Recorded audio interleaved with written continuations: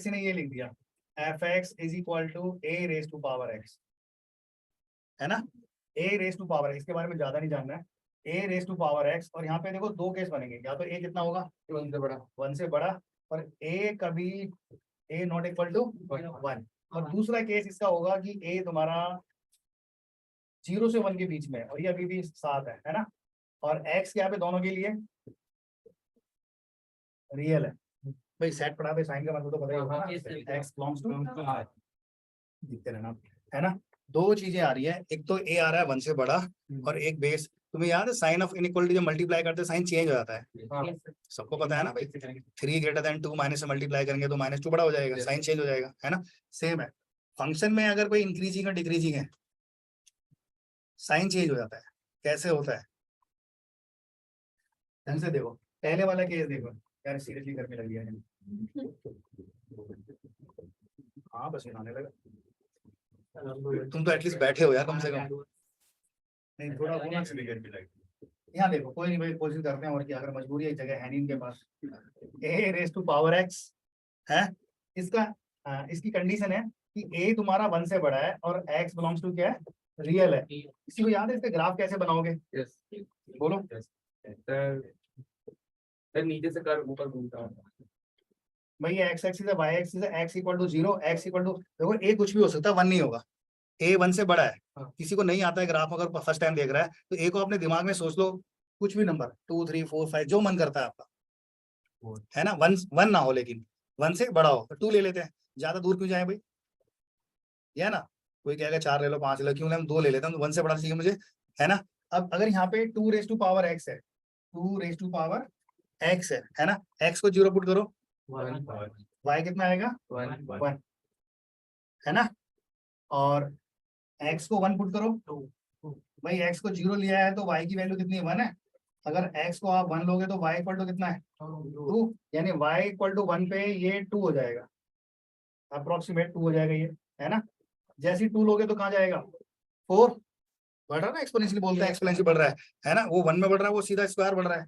और जैसे ही तुम हाफ लोगे, minus low, -1, rectangular hyperbola hyperbola नहीं, एक्स की वैल्यू -1 लो, तो वाई की वैल्यू 1/2 हो जाएगी, वाई कितना होगा 1/2। अगर एक्स की वैल्यू -2 ले लो तो वाई की वैल्यू कितनी, -1/4 प्लस ना, हाँ। तो ये देखो, ये माइनस, ये यहाँ पे कितना था, हाफ, और हाफ हो गया। कहने का मतलब ये है, इन शॉर्ट, ये ऐसे करके पॉइंट ज्वाइन कर लो, इनफाइनाइट, और ये इधर से आ रहा है इनफाइनाइट, रेक्टेंगुलर हाइपरबोला नहीं समझो भाई।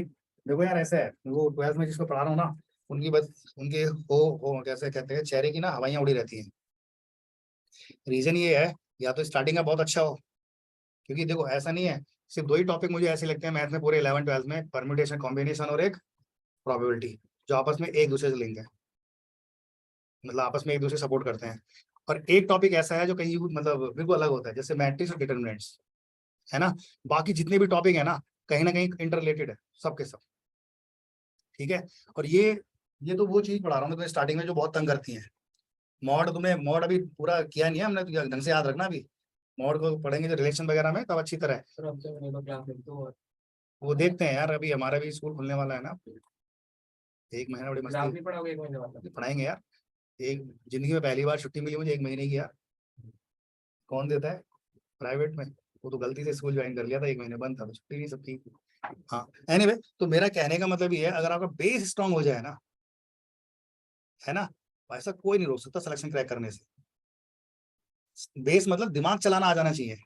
एक होता है A square minus B square equal to कितना होता है, सबको पता है, A plus B A minus B. एक है कि दिमाग चलाना, रटने वाली चीजें थोड़ी ना है, ये तो एक बहुत बेसिक ग्राफ है, ये तो तुम्हें आंख बंद करके याद हो जाना चाहिए।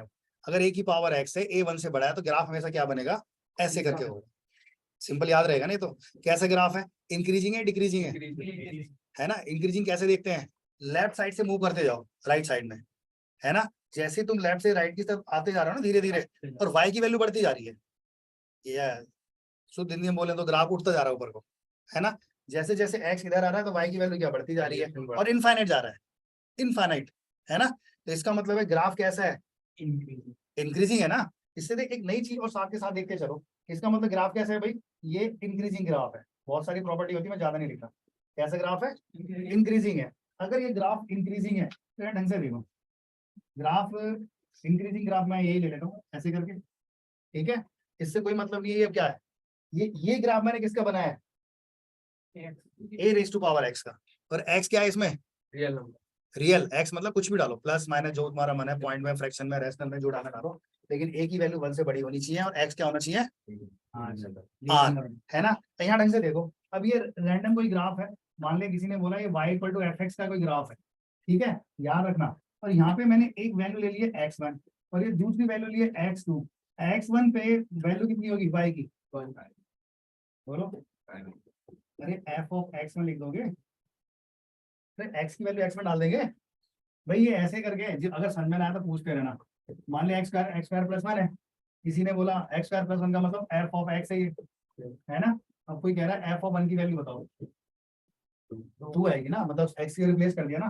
तो सेम मैंने यहाँ पे, और सेम यहाँ पे देखो, अगर x को रिप्लेस करेंगे तो ये वैल्यू कितनी है, f ऑफ x2 ये है ना, देखते रहना। अब x1 x2 में कौन बड़ा है, x2 बड़ा है, दूर से दिख रहा है x2 बड़ा है ना। अगर मैं यहाँ पे अब इसके ऊपर f ले लो, देखो ये नई चीज है, इसके ऊपर ले लो f ऑफ x1 और इधर भी क्या ले लो, f ऑफ x2। सोच के देखो दोनों में कौन सा बड़ा है, f ऑफ x1 बड़ा है या f ऑफ x2 बड़ा है, तो ग्राफ में दिख रहा है f ऑफ x2 की वैल्यू बड़ी है ना। यानी साइन देखो ऐसे ही रहेगी, मैं भाई क्या किया है ना। लिख लो यार ये, सर एक पहले लिखो, इतना पहले लिखो, बाद में बताऊंगा क्यों क्या है, मॉरल स्टोरी क्या है। क्वेश्चन नहीं है मेरा। हैं? एक्स स्क्वायर प्लस 1 का जो ग्राफ होगा -1 पैराबोला बनेगा। 1 से ऊपर ऊपर जाएगा, नहीं 1 के ऊपर ऊपर जाएगा ना। नहीं, वो ग्राफ पूछ रहा हूँ, लॉग वाला नहीं, वैसे ही कि एक्स स्क्वायर हाँ तो पैराबोला बनेगा ना, -1 पे। नहीं माइनस नहीं, प्लस 1 से x को 0 डाला, y की वैल्यू 1 है ना, इसका ग्राफ बनाएगा तो ऐसे करके जाएगा हाँ ठीक है। ऊपर से। हाँ इसमें दो क्यों, अच्छा इसमें वेटिंग भी आता है क्या, अच्छा मुझे करना पड़ेगा, मुझे पता ही नहीं था यार, एक मिनट ये लो मैं कर देता हूँ, मैंने ध्यान नहीं दिया था। और सर अगर x-1 का होल स्क्वायर होता तब तो -1 पैराबोला बनता।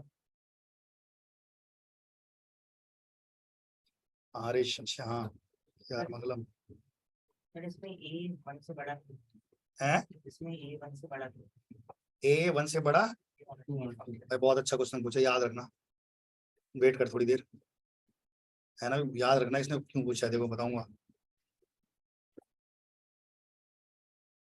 लिख लिया,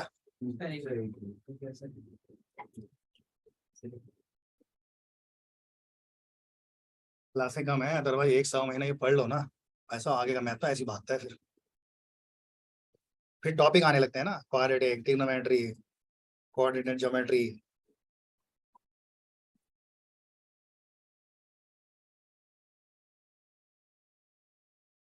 यार एक क्लास तक हमने सिर्फ एक और हो कम से कम, सर 2-3 घंटे की सर लेता, आप भी ले लो एक।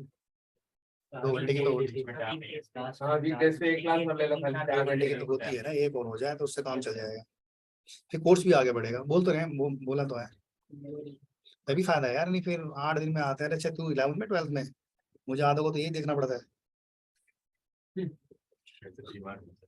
हाँ पूछा होगा जरूर शायद एक आध से ना 11th में 12th में, लिख लिया भाई।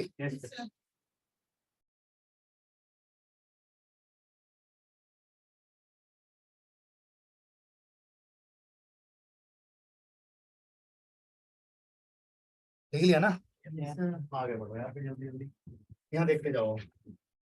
ये मैंने ऐसे लिया था, यहाँ पे x1 था और ये x2 था, और ये कितना था f ऑफ x1 और ये था f ऑफ x2।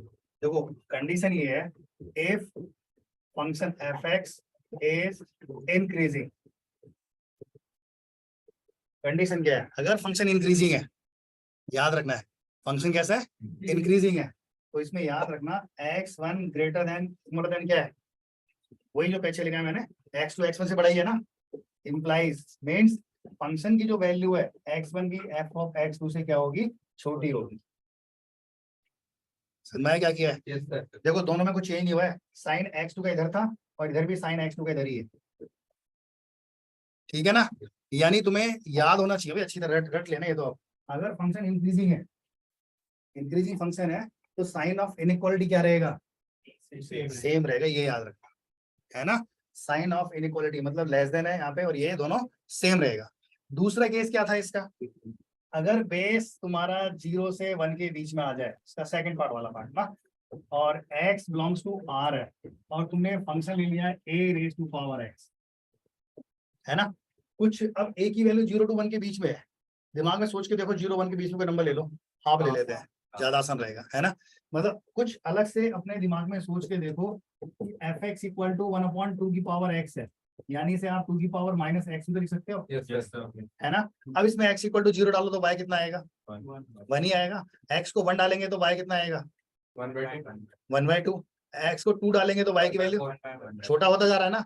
जैसे जैसे x बढ़ रहा है y की वैल्यू क्या हो रही है? छोटी हो रही है। अब x की वैल्यू नेगेटिव में डाल के देखो, भाई प्लस का 2 हो जाएगा ना, और x की वैल्यू +2 डालेंगे तो 4 हो जाएगा। कहने का मतलब ये है, ये पहले वाले ग्राफ का कहीं इधर से आ रहा होगा और इनफाइनाइट ऐसे निकले, है ना। ये वैल्यू कितनी है?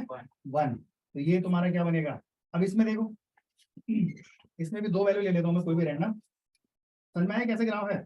Yes sir. ये तुम्हारा है इंक्रीजिंग डिक्रीजिंग का, तो जैसे जैसे इधर को आ रहे हैं वो चीजें छोटा होता जा रहा है ना। लेकिन इनइक्वालिटी की बात कर रहा हूँ मैंने इनइक्वालिटी के लिए 2 वैल्यू ले ली है।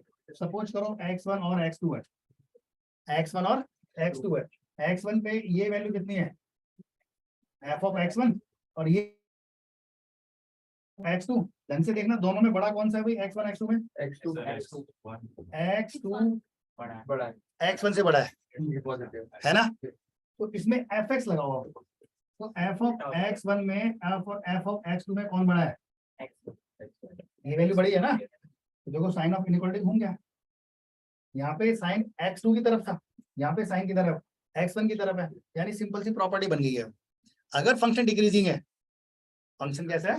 डिक्रीजिंग है। मैं आगे लिख देता हूँ साफ करके, लिख लिया? लिखो फटाफट।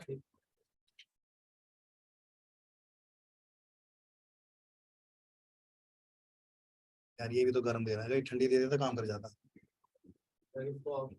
है। लेकिन कुछ तो ठंडी लग रही है, पसीना आ जाता है इधर, आ जाओ ठंडी लगने लगती है। वो ठंडी दे रहा है लेकिन इतनी अच्छी हवा नहीं दे रहा।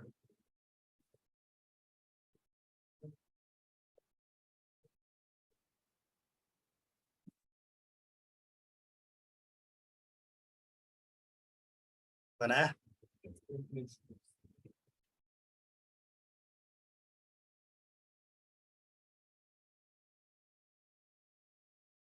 यहाँ पे लिख लेंगे भाई, अगर फंक्शन क्या है? डिक्रीजिंग है, तो साइन ऑफ इनइक्वालिटी क्या है? Will change. यानी ये जो साइन ऑफ इनइक्वालिटी है, sign of inequality will change. अब ये देखो, अब ये इसका यूज कहाँ होगा? मेन चीज तो ये है ना, पढ़ते पढ़ते बीच में ऐसा किसी क्वेश्चन आ जाएगा। ये है ना, लिख लिया भाई? Yes sir. हाँ, तो देखो इसको हम ऐसे